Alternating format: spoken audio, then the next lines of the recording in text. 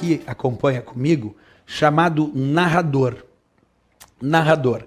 Quando ativado, o narrador narra as posições textuais. Isso quer dizer que ele vai falar. Ele fala a posição indicada. Então tu imagina que tu posiciona o ponteiro do mouse sobre um ícone lá do Word e ele diz Microsoft Office Word. Tu posiciona sobre o botão iniciar e ele diz botão iniciar. Quer dizer, ele vai narrando, o Windows vai falando as posições indicadas pelo ponteiro do mouse ou pelo cursor de texto. Por isso que ele se chama narrador. Narra as diversas posições textuais indicadas pelo Windows, ou posições indicadas pelo ponteiro do mouse, ou posições indicadas pelo próprio cursor de texto. Essa é a ideia que nós temos do recurso chamado narrador. Outro item, vou destacar para vocês aqui. O teclado virtual. Quando tu utiliza o teclado virtual, observa, ele vai mostrar um teclado na tela do teu computador. Acabou de aparecer aí o que nós chamamos de teclado virtual. Esse teclado pode ser usado ou com o ponteiro do mouse, então tu posiciona o ponteiro do mouse e vai clicando no teclado virtual, ou ele pode ser usado com telas touchscreen, porque de repente eu tenho uma tela touchscreen e aí eu posso clicar nessa tela touchscreen para fazer uso do meu teclado virtual. Então o teclado virtual acaba tendo utilização ou com o ponteiro do mouse, que tu aponta e clica no teclado virtual, ou usar com telas touchscreen. São duas hipóteses aí de uso do teclado virtual.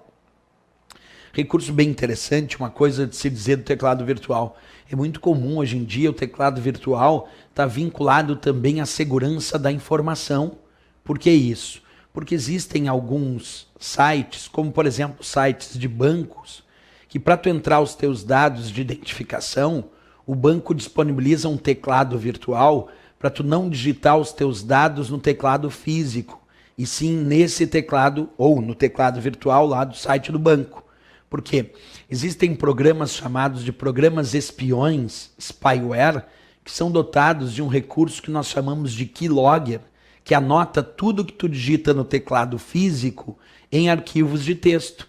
E aí esse mal intencionado que instalou o programa spyware, o programa espião, dotado de keylogger lá no teu computador, de vez em quando ele lê aquele arquivo de texto com tudo que tu digitou no teclado físico. Agora, se tu clicou no teclado virtual, o keylogger não pega. Então, por isso que alguns sites de bancos, principalmente sites de bancos, quando tu vai entrar as informações de identificação, o site fornece um teclado virtual para tu não digitar os teus dados no teclado físico, e sim no teclado virtual, que é mais seguro. Isso é uma dica importante. Se uma prova indicar que o recurso chamado teclado virtual é um recurso de acessibilidade, porque está aqui na central de facilidade de acesso, tá certo? Ele de fato é um recurso de acessibilidade, pois está na central de facilidade de acesso. Até aí, tranquilo. Só que ele também é considerado um recurso, observa aí o ponto importante, de segurança da informação.